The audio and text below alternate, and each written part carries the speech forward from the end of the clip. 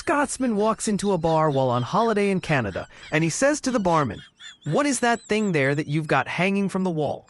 And the Canadian behind the bar says, "That right there, sir, is our prized possession. It's a moose that was killed just over there in my very own backyard." The Scotsman slams his beer down on the table in shock and says, "My God, if that's a moose, then I would love to see the size of your cats." A man is up in court, charged with assaulting his best friend with a hammer. As the judge reads out the details of the case, a voice from the back of the court shouts out, "You lousy bastard." The judge calls for order and goes on to read out the next charge. "You are also accused of using the same weapon to strike your father across the head." And the voice again booms out, "You absolute scumbag." The judge settles the court again and reads out a third and final charge. "You are finally accused of using the offending item to break the legs of your brother."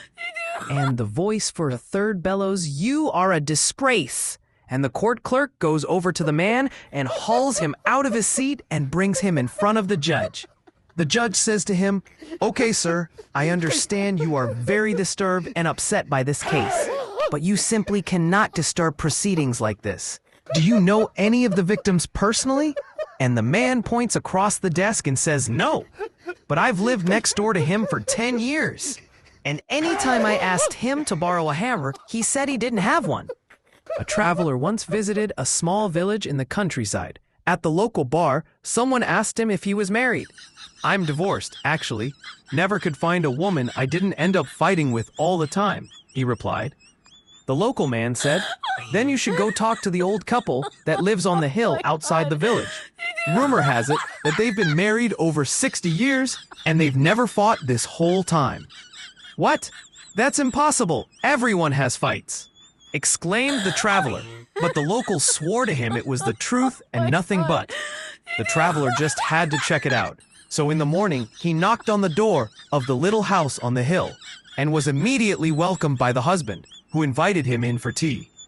After the traveler explained why he came to see him, the man smiled and nodded. "It's true, we never fight." "Please," begged the traveler, "can you tell me your secret?" "Well," said the old man, "it all started about 60 years ago, right after the wedding. We were riding our mule back to town and walking it down the street when it tripped over a stone, and my wife said to him, 'That's one.' We kept riding and he tripped again on another stone, which made my wife immediately say, 'That's two.' 2 minutes later, the mule trips over a stone again. My wife said, 'That's three.' She pulled out a gun I never knew she had and shot it in the head without thinking twice. I was shocked and yelled at her, 'What the heck do you think you're doing? We needed that mule. Are you crazy?' My wife looked me straight in the eye and said, 'That's one.' And we haven't had a fight since." The police chief's son is taking his final exam in the police academy. The examiner, terrified of his father, asks him, "First question, what is 1 plus 1? 11, yells the rookie. "Well, the correct answer is 2. But there's a logic with which your answer is also correct. So let's say you passed. Name 2 days." "Yesterday and today," comes the answer.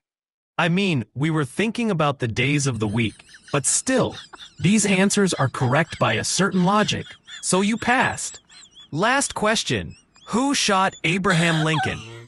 Silence, the rookie does not know the answer.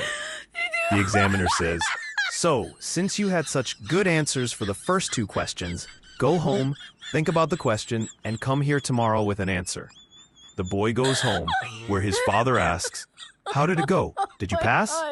"Better yet, I already got a cold case assigned to me from homicide." A married couple buys a new wardrobe. It arrives in the evening and they install it in the living room. The next morning, the husband grabs his coat from the wardrobe and goes to work, while the wife sits down on the sofa with a good book to read. Outside the window is a train station. A train arrives, and the wardrobe's doors suddenly open all by themselves. The woman, although surprised, thinks nothing of it and closes the door. Some time later, the next train arrives, and the doors to the wardrobe, like last time, opens again. She doesn't understand what's going on, so she closes them and waits. Like clockwork, the next train arrives and the doors open wide. This goes on for the whole day. Every time a train arrives to the station, the doors open. She finally has enough and calls in a repairman. He arrives and listens as the woman explains the problem with the wardrobe.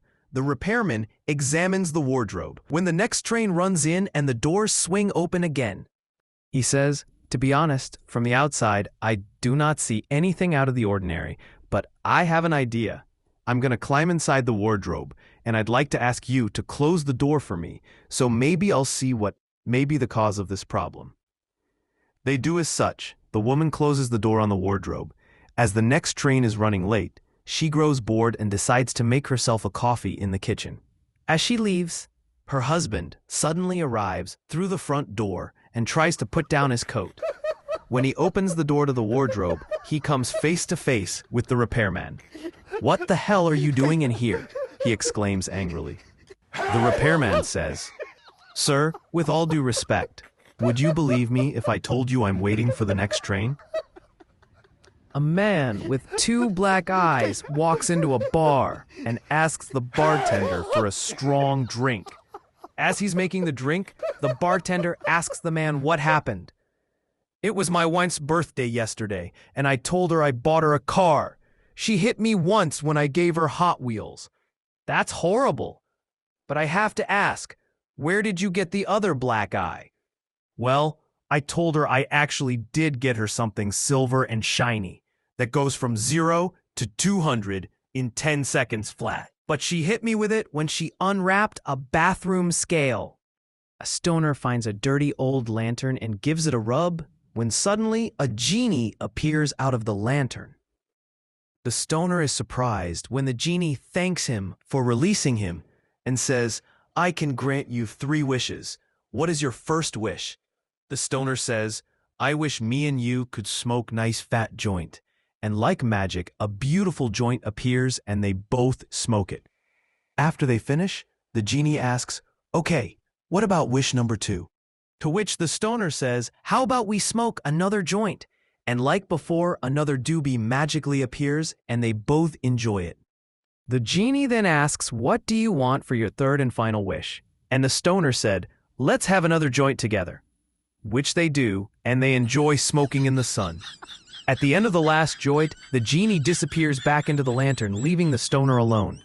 5 minutes later, the genie reappears out of the lantern and says to the stoner, "I can grant you 3 wishes. What is your first wish?"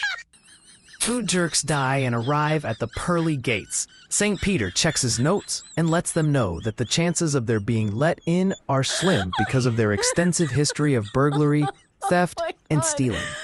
The guys plead and beg, claiming that they haven't done that sort of thing in a while and that they have repented. St. Peter tells them that he will go talk to God and see what he can do on their behalf. God agrees to let the 2 guys into heaven. And so St. Peter goes back to bring them the good news. A few moments later, St. Pete rushes back to God and says, "They're gone! They're gone!" God says, "The 2 guys are gone?" "No, the pearly gates."